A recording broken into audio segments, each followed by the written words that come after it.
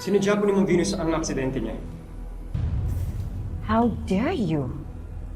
Naririnig mo ba yung sinasabi mo? O naguguluhan ka lang, ha?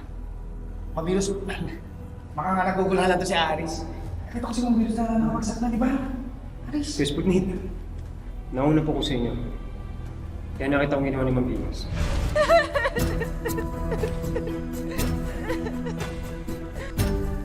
Venus!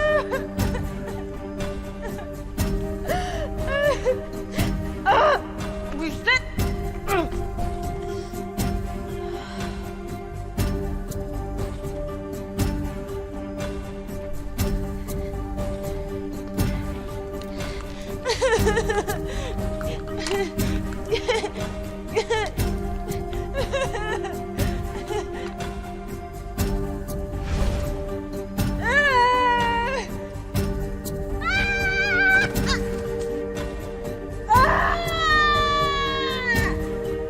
Ano sa'yo?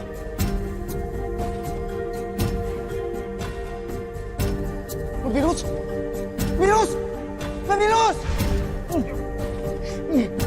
Hindi ko alam kung nangyari. Nakita ko na lang siya nakanlutay dito. Aris! Hindi ko alam nangyari ko kasi. So you're calling me a fraud? Hindi po, Ma'am. Huwag mo akong gawan ng kwento. Ako yung victim dito. Ako. Ano bang gusto mong patunayan, ha? Na hindi ako nagsasabi ng totoo? Okay, relax. Nagpapaliwanag. Hindi eh. Pinagmumukha nila akong tanga. At sinungaling pa. Bakit ko naman ilalaglag yung sarili ko sa hagdan? Para mapunta sa ospital? What for?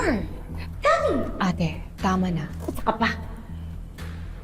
The nerve to even say that in my face. Ulo ko? Carlos, I just wanna go home. Okay. Sige na, halika na. Sige, uwi ko na kayo, halika. Carlos, I'm so stressed. Okay, relax ka lang. Mandal ka lang dito.